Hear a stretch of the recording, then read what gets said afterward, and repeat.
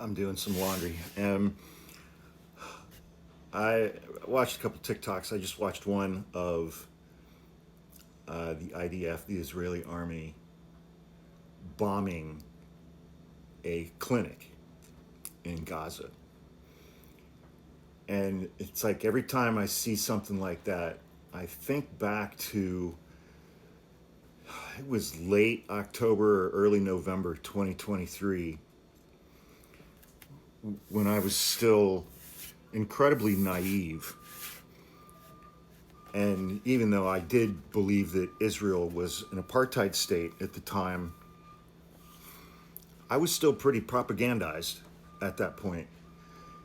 And I remember the very first incident where a shell or a small missile, something like that, landed in the parking lot next to a hospital that was populated with people who were seeking refuge there. It was populated with Palestinian civilians. And I just remember thinking and believing that at that time, late October, early November 2023, that there was no possible way that the Israeli military would intentionally target a hospital.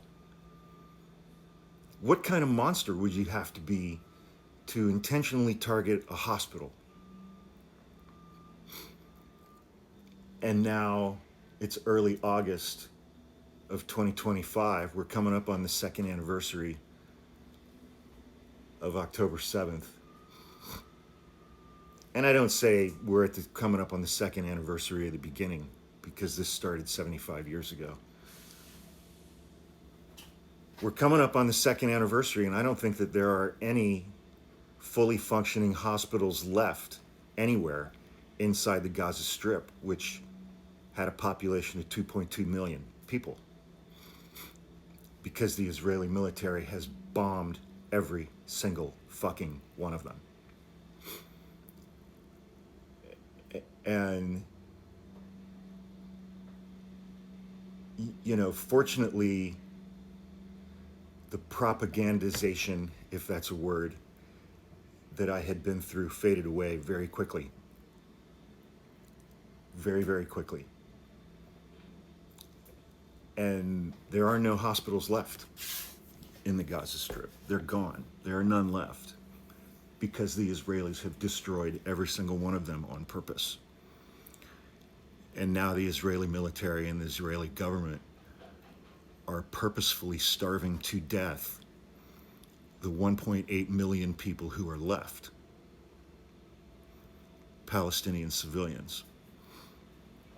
They're purposefully starving them to death. And I just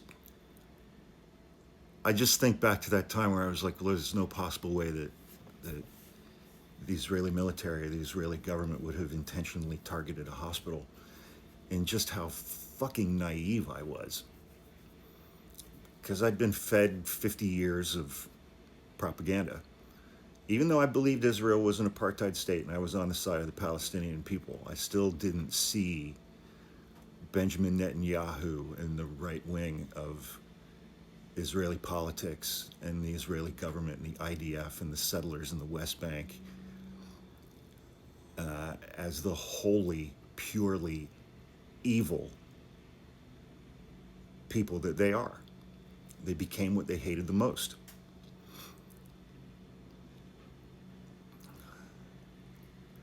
It's been a bit of a ride, but I was wrong about that first incident, and I was wrong about a lot of things back then. And like I said, I mean, I'm fortunate that those rose-colored glasses fell away very, very quickly by the end of 2023. But I just,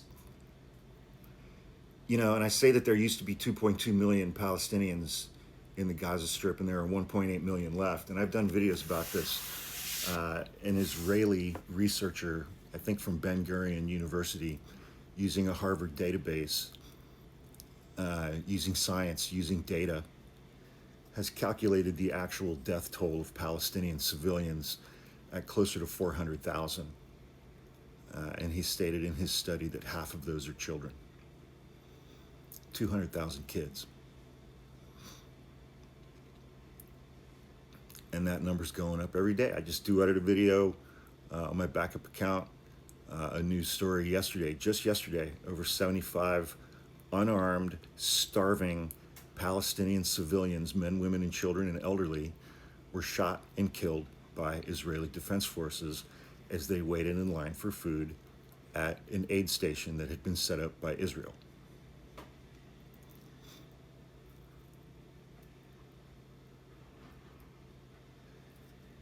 I don't know how long it's going to take. I don't know how many Israelis, or excuse me, how many Palestinians are actually going to survive at the end of this.